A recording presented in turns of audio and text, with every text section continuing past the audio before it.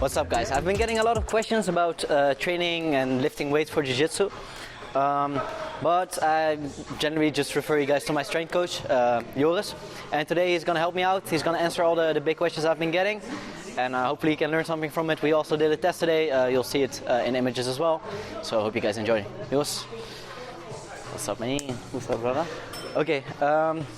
One of the most important questions I get is what kind of exercises do you do for jiu-jitsu? So I sometimes post some of the aspects of my training program I get from you, but of course people don't see the whole program. So what are the aspects you think are important?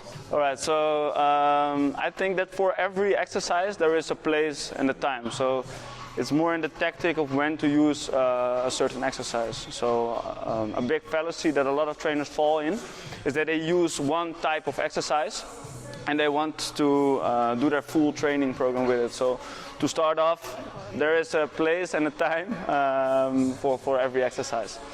We have, of course, the basic squats, the basic deadlift, the basic bench press.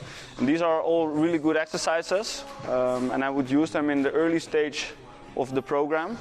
But later on, I want to switch it up to go to more exercises that transfer better to jiu-jitsu. So it fully depends on where you are in the program. So then we get to the fact of periodization. That is how we plan on, beforehand. Where is my competition? Where do I want to be at my peak, at my best? And I'm gonna order my exercises in a way that it transfers over to my jiu-jitsu. So if I get closer to my goal, I would do exercises that look more like jiu-jitsu movements, that are more explosive, so more mat ball throws, more exercises in the split stance instead of only going straight, stuff like that. And if you look online at like fitness forums, that kind of stuff, usually you see a division between people that focus more on the powerlifting style, more on the bodybuilding style. Like, where does your training fit in? Bodybuilding style, I would only use a little bit if someone wants to gain a lot of weight. So in jiu-jitsu, if you want to go up a weight class, maybe you want to bulk some muscle mass. I did this program for a while, right? Yeah, but it's like not fully a bodybuilding, because we're not gonna do like a lot of bicep curls or like those exercises are mainly for aesthetics, to look good on the beach.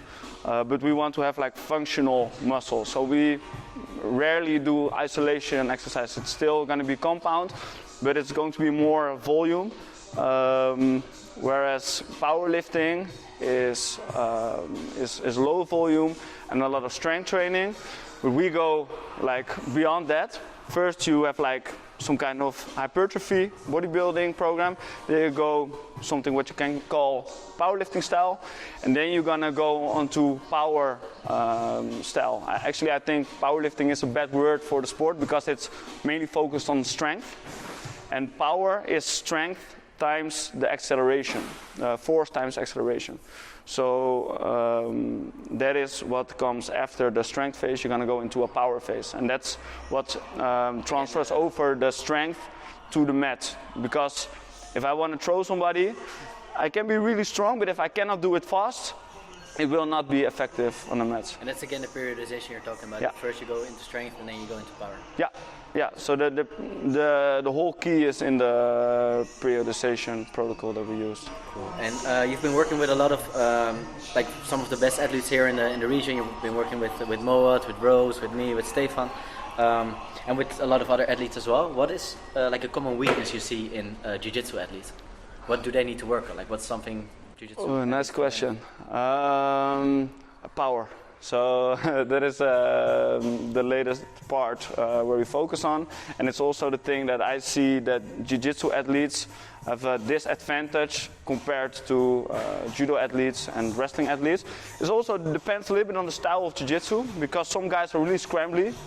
And they would have probably more power, and some guys are like a lot slower, like Julio, my coach.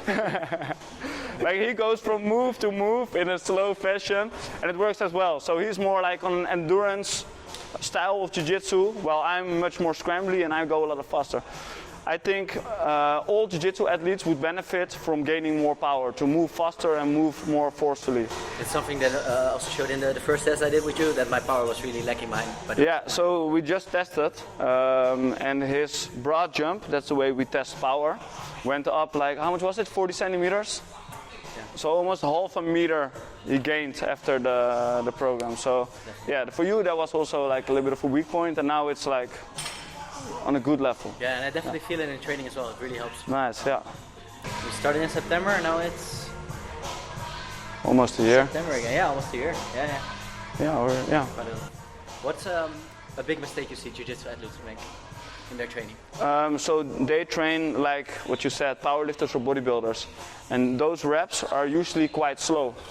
If I train my body only in a slow fashion, I will be slow on the mats as well. If I want to get more explosive, be faster, my training here has to be fast as well.